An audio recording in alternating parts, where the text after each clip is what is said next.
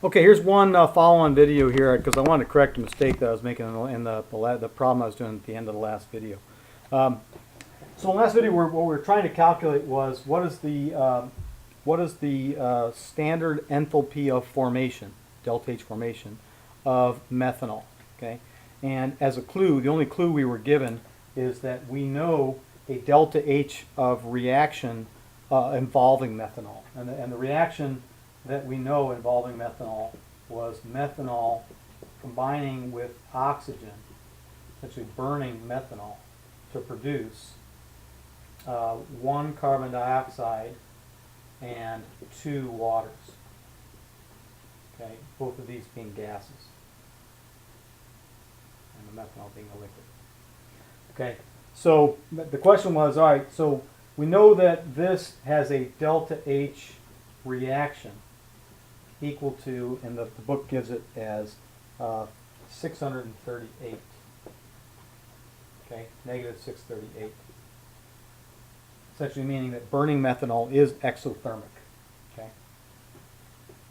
So in order to calculate what we're at, in order to figure out the answer to the question, which is what is the delta H formation of methanol, we can make use of the equation that's given. It's actually given in, let's see, what section is this? I guess it's the last section. Yeah, it's the last section.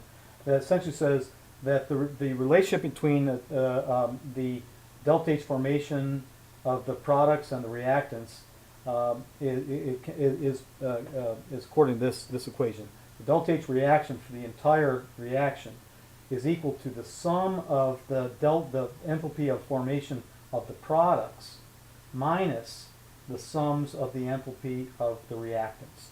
Okay, so in this case, what we know is we know that minus 638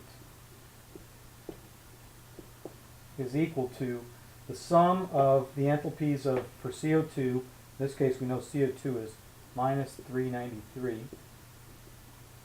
Okay, for 1 mole, and for 2 moles of water, it's 2 times minus 242. Okay, that's the products that we made, minus the reactants, which in this case is delta H formation of methanol. Okay, so I got messed up on a sign because the way you do this, then when you solve this algebraically, you end up with delta H formation of methanol equals minus 393 plus 2 times 242 plus 638, because 638 started on this side, ends up over here, plus 638. When you add all this up, it ended up to be the right number, which was minus 239, which happens to match with the book value in table 6.3 for liquid methanol.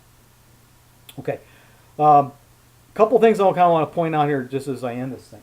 First of all, I try to be really cautious about what the state of these products are in, because had this reaction resulted in gaseous carbon dioxide but liquid water, let's say, I don't know, imagine we burnt this at low temperature somehow and we made liquid water at the end, then the calculation's different, because we would have to actually take the standard enthalpy of formation of water as a liquid, which is different from that as a gas. In fact, it's off exactly by the delta H vaporization, because again, going from gas to liquid or liquid to gas has a change of enthalpy exactly equal to the enthalpy change in vaporizing water from liquid to gas.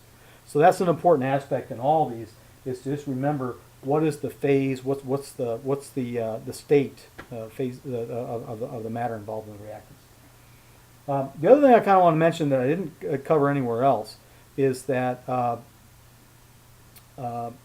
is something called heat capacity, and the book does a pretty good job of this. But in all this discussion of heat and reactants and all that, one thing that gets glossed over is that a lot of the ways you measure how much heat was produced by reaction is by essentially capturing all the energy involved in a reaction, capturing essentially meaning transferring it to a surrounding amount of, let's say, water, and then just measuring how much that water increases or decreases in temperature. If it decreases, you know that the reaction was endothermic, basically required energy from the surrounding water. If it was exothermic, the water temperature of the surrounding water would actually go up. It doesn't have to be water, it can be anything. But the key factor is that you actually use heat capacity in determining, just by measuring a temperature change and knowing what substance it is, like in the case of this case water, you can actually calculate how much energy was actually transferred. And in fact, the early units of measure of energy that were used was it was a unit called calorie, which again we base our nutritional definition from, which is essentially how much heat does it take to raise 1 gram of water up 1 degree Celsius. And that was the definition of the original calorie. And so anyway, I want to mention that because I hadn't covered it yet, and it's kind of a significant factor. And in fact, it even needs to be taken into account when you're doing some of these enthalpy calculations. Kind of go. I won't do this on the board, but think back when I was talking about the enthalpy change. Actually, I was talking about the energy change of the combustion reaction inside a piston, inside a combustion engine, and that was, remember where I said that part of it actually produces work and it also produces heat.